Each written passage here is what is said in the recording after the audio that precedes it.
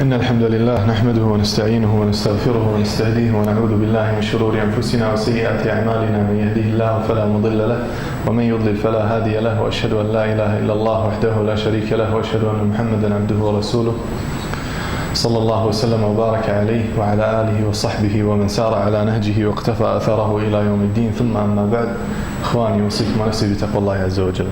All praise be to Allah, the King of the world, the most gracious and most merciful, the Master of the Day of Judgment, the one whom we bear witness that there is no true God except Him alone subhanahu wa ta'ala, and that Muhammad sallallahu alayhi wa sallam is His slave and final messenger.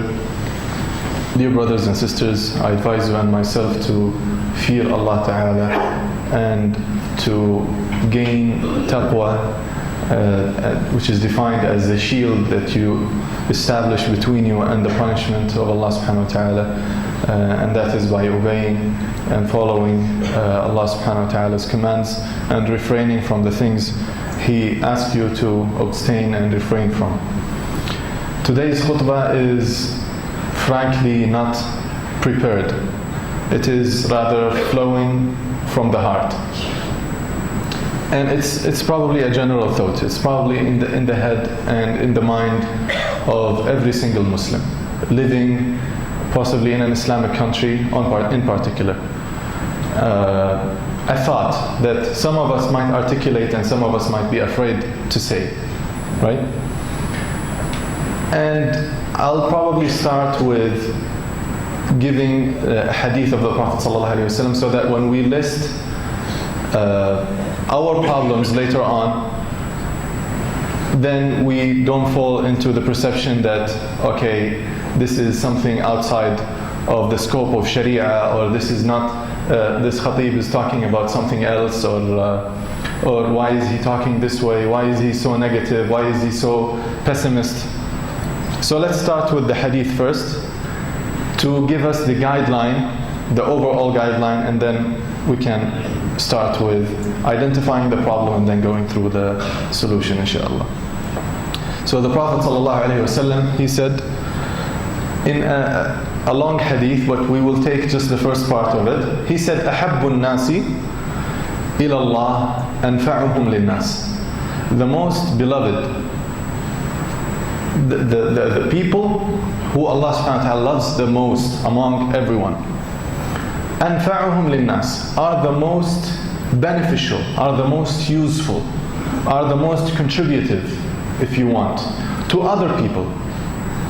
And notice how now he is generalizing it. He's not specifying Muslims. He is saying people. The most beloved people to Allah subhanahu wa ta'ala are those who are most contributive, beneficial, useful to other people. And then the hadith goes on. And we'll probably quote the entire hadith in the end. But what this gives us is that there is a general rule. There is a new scale of measuring your performance as a human being, okay? Your performance as a human being in this world, and how Allah subhanahu wa ta'ala, how much He loves you. It's scaled and measured by your contribution to mankind in easing the lives of mankind, in being useful in this life to others, in having a positive contribution that people will remember you for. This is a guideline. And this hadith, Sahih Shaykh al-Albani. So there is a crucial question, dear brothers and sisters, to all the Muslim communities in the world. What have we done to mankind? What is our contribution as Muslims? I'm not saying our contribution to Muslims, What's our contribution to mankind, including Muslims and non-Muslims, to people? Because this is what the Prophet ﷺ is asking us to do. خَيْرُ النَّاسِ أَنْفَعُهُمْ لِلنَّاسِ. What have we done? Look at the situation of the Muslim Ummah today. Look at the Islamic nations, And ask yourself a question. Is this a situation that a Muslim would be proud of? The world is nations, right? It's divided into nations. There's the West, there's the East, there's different communities, and we identify ourselves as a Muslim Ummah. And we are one of those nations.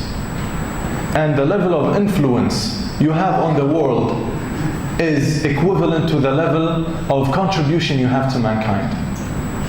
And this is what makes you proud of yourself when you say, I belong to this Ummah. Is there something that makes us proud? Let's be very frank here. You look at the Islamic world and it's full of violence, it's full of wars. In many places, probably the majority, it's full of poverty, it's full of inequality, apartheid, it's full of bad manners, and we see that every day, and I'm talking about my country, Kuwait. Bad manners in the streets, in the markets, the way people drive, the way they litter and throw the waste, the way they smoke indoors, the way they treat other people, the way they look at other people, the way they are disciplined. We're full of, probably in many places we are full of diseases, and this is something sometimes we are blamed for because of our lifestyle, because of the way we live and we eat and we go by this life. It has a big contribution to it. And this is something that we need not to prove. It's in our daily lives. And for most of us who have experienced living in this country, and I'm talking in Kuwait in particular, although it's between other Islamic countries, it's considered one of the best places to live in. But those of you who experience living in an Islamic country and experience living in probably a country, an advanced or developed country in Europe or in the States, they would experience the difference. Just the experience on a personal level. Of course, it's not a general rule here, but there things are more organized, people are more disciplined, way better than here. And I need not to prove that. So we go back to the question, what have we given to mankind? What's our contribution to mankind? Did we provide some solid political systems for other countries to follow and to be politically stable? Did we contribute in research and academic advancements? Or are we purely depending on their knowledge to teach our children, on their books, and now in bringing even their universities to our lands to teach our children? I'm not saying this is bad, but I'm saying look at our situation now. This is their contribution to us. I'm saying what's our contribution to human beings? Did we provide some technological advancements that ease life, ease communication, ease transportation for people? Any medicine, engineering, economy? So, and this is just an example I mentioned here. Look at around you here in the masjid. So for us not to think, very far away. Look at what I'm wearing, okay? So we're even the closest to the khatib as possible. This fabric is brought, I think it's brought from, it's from Spain. Probably the fabric is purchased from India or something like that, but it was manufactured in Spain and we got it, and all of Kuwaitis wear fabric from Spain and Japan and Swiss. This is from England. Even the Kuwaiti cloth, even the Kuwaiti uniform is actually brought from outside. This microphone is probably made in Japan or China. These lamps and these materials are all exported from outside. Sometimes it's due to the lack of materials in our countries, but the manufacturing process even the manufacturing of these things is most of the time, I'm not generalizing here so that people don't get angry, but most of the time, 90% of the time at least, is brought from outside. If we are talking of being independent, we are really far, very, very far away from being such thing, rather than providing something to others. Because if you're not independent in your own state, you cannot contribute to the people in the outside world as a second stage. Alhamdulillah, talking of Kuwait, again, and I'm Kuwaiti, I don't fear talking about my country. Talking of Kuwait, wallahi, the only thing that's holding us stable is because there is an ocean of oil that Allah subhanahu wa ta'ala placed under our land. Alhamdulillah. But the technology we are using to export this oil and to refine it, and I work in the oil industry, is all from outside. And we have nothing that makes us proud. It's all consultants from the States and from Europe and from India and China, and they come, they dig the oil for us, they take their share, the small share, and we claim ownership of the oil because it's under our land and we get the money, and that's how we are stable. But other than that, it's pure, it's a sad situation. I'm not saying this for us to be very pessimist or very negative, but unless we identify the real problem and we face it right in the face, we're not going to be able to act upon it and to recover from it. And we're not going to be able to provide any solution to it. I believe that our goal as Muslims is to spread this message, this lovely message of Islam to others. But let's ask this question: are we at a stage of making da'wah to people? Now, when we talk about da'wah, there's probably two things that come in mind. You either hold, say, the Bible and the Quran, and you try to logically find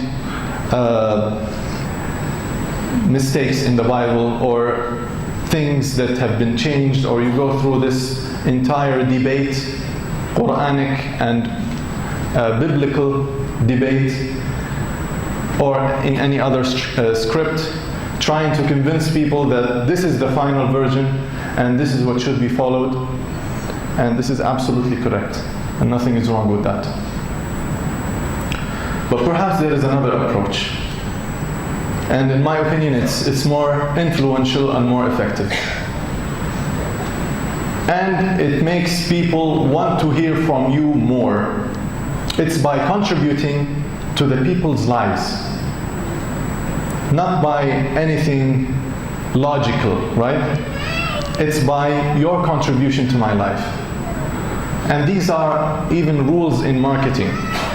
So let's take this example. If I'm a company, right, and I have this technology in my hand, the iPad, and I tell you, people, this technology helps you do such and such and such and such,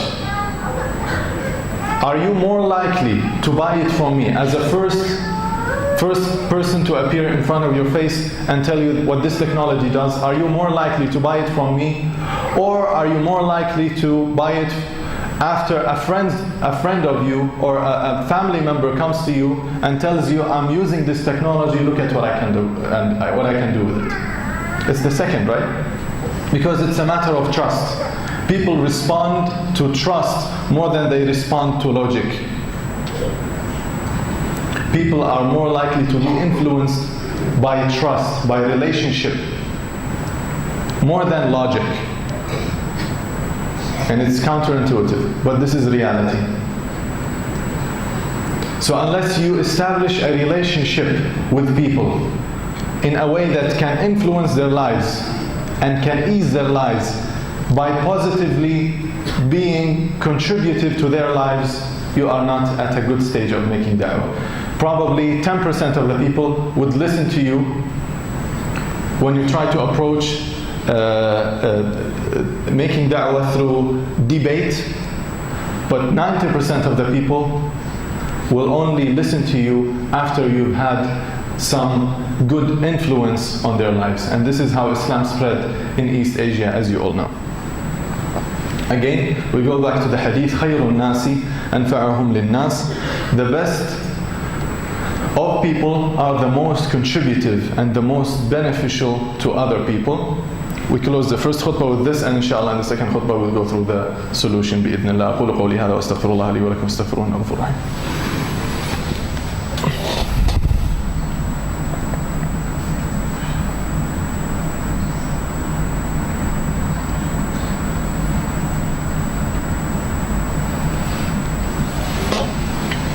الحمد لله وحده والصلاة والسلام على من لا نبي بعده وبعد. إخواني أوصيكم ونفسي بتقوى الله عز وجل. So what's the problem? I believe it's something that has to do with the perception.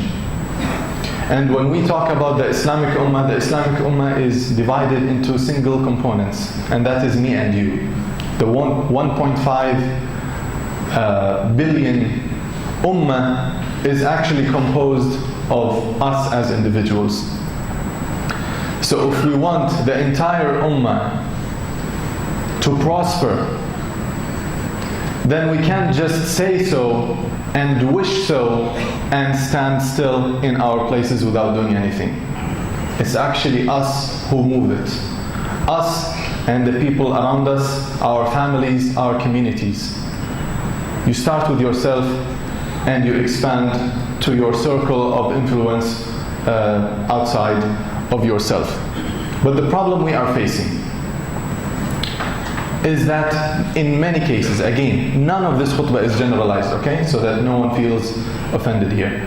But in most of the cases, there is a big divide between deen and between life. There is some separation created, I don't know by who, but it's in the mindset of many Muslims that there is a divide. This is for my deen and this is for my life. Right? And deen becomes the pure spiritual things. The salah, the siyam,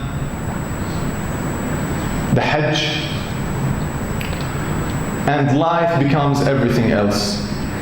My profession, my education, my personal life, my social life, anything outside of the spiritual, pure spiritual acts of worship is life, and this is deen.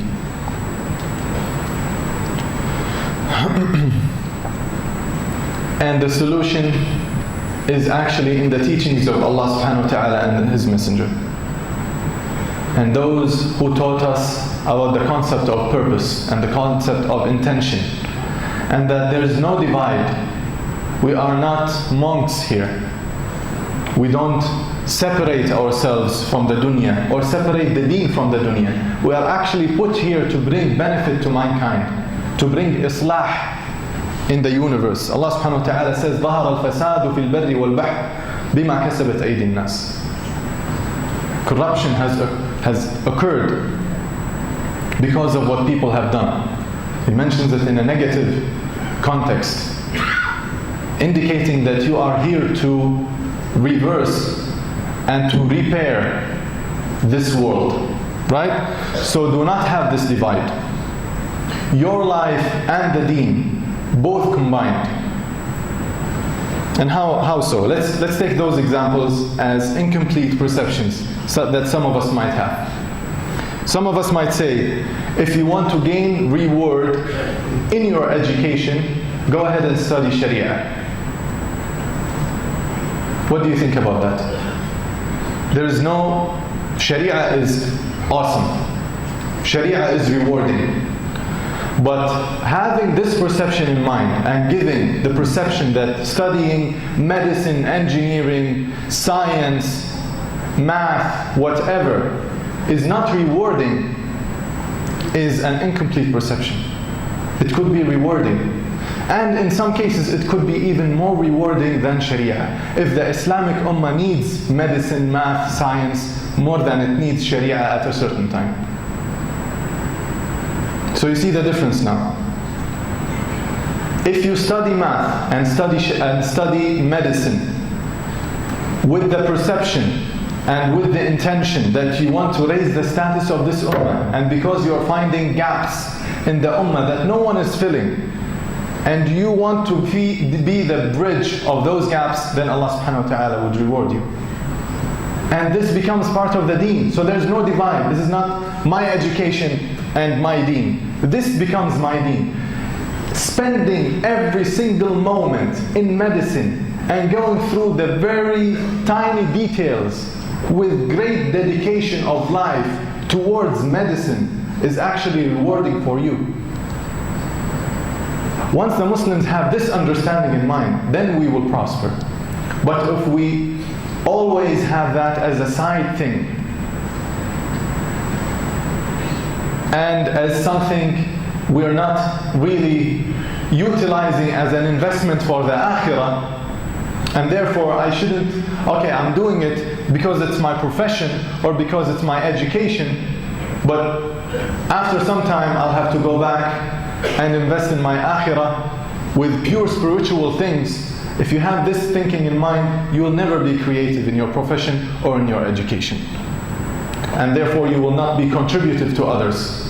At least you won't be as contributive as other nations, because they're dedicated. They're dedicated even though they take it as a pure dunyawi, as a pure this life thing. Imagine how creative and dedicated you would be if you take it with the perception that this is not only an investment for me in this life, but also in the hereafter. So now you see the difference. Some people might say, okay, let me finish work, probably working in the field of engineering or investment or whatever. Let me finish work now and then I'll dedicate some time, because I wasted so much time now, 8 hours of my day. I wasted it so much. I have to dedicate some time for my akhirah. This is awesome. It's lovely, but it's incomplete. Even the 8 hours that you spend in your profession could be an investment in your akhirah. Even when you go through the very tiny details in corporate banking or in risk management or whatever, and trying to understand it really well, this that some people might take as a pure dunyawi, pure lively science. No, it's an investment in your akhirah. So don't have this perception.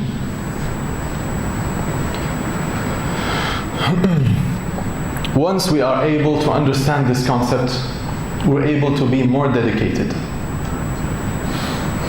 towards our professions and towards our businesses and our education, and we become more creative and therefore more contributive.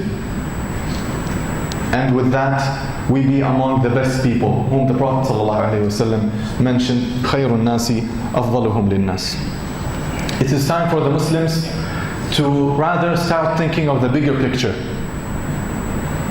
of maqasid al-sharia, the purposes of sharia, rather than thinking either individualistic or looking so much into the details.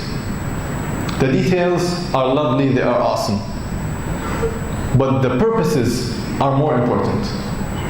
And Allah subhanahu wa ta'ala has placed you here to be contributive to other people, to be among the people who are muslihin, to repair this universe, to bring ease to mankind. This is a purpose. It's way, way, way better than personal things. Personal things related to deen. Both are important, but the purposes are more important. So when you start thinking of the bigger picture, you start thinking of gaps that you can fill in the Islamic Ummah to make it stand up again, because we are at the lowest states now. Ask yourself, what is the Islamic Ummah needing from me now? And we are here with a great variety of minds. Some of us are specialized in business, and some of us in engineering and in medicine and in different fields.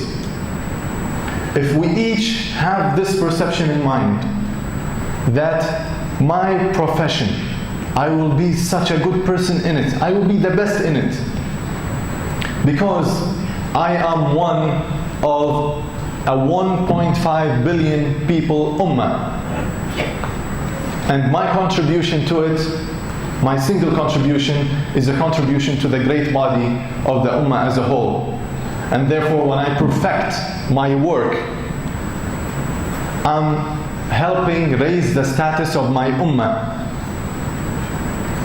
And when I perfect my work and go to every single minute detail of it with great dedication, then it's not only that, but it's also a great investment to my hereafter.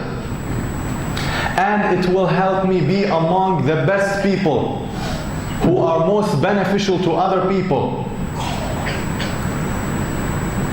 And it will help me prosper in this life and in the hereafter. Wallah, if every one of us would have this perception, within, inshallah, 10 years, the Islamic Ummah would be the best. But the problem is Muslims sometimes are lost. They're Muslims, but they don't think of the benefit of the Ummah. They're either so personal as Muslims, or they are lost into the details and lost track of the purposes.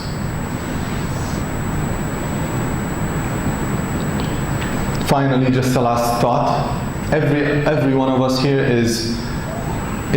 will be in this life for a set amount of time. You are born and you will die, and we are now all in the time that's between. And during your lifespan, you bring good and you bring bad. And this is in every person. But as a net, in the end, the purpose of every Muslim to bring more good to this world than to bring bad. Because if the world is getting worse, then there's no one making it go worse except us as individuals of this big force that's making it worse. We don't want to be among the people whom Allah subhanahu wa ta'ala mentioned in the ayah, ظَهَرَ الْفَسَادُ فِي الْبَرِّ وَالْبَحْرِ بِمَا كَسَبَتْ أَيْدِي النَّاسِ. Or among the people whom Allah subhanahu wa ta'ala says, الَّذِينَ يُفْسِدُونَ فِي الْأَرْضِ وَلَا يُصْلِحُونَ. Those who corrupt in the universe, in the land, or in this life, and they don't repair. Let there be a net benefit out of you in this life, before we leave and before I leave. So our ummah, again, is in need. Let's start having the bigger perception, the bigger picture of what is needed from us to prosper our Islamic nation, inshallah, and spread this message to our circles of influence, be it your family, or your neighbors, or your friends. And that is, inshallah, our way to prosper again and to be most contributive to this world and most beneficial before we leave, inshallah subhanahu wa ta'ala, and find our investment through this entire process in the hereafter, bi'idhnillah.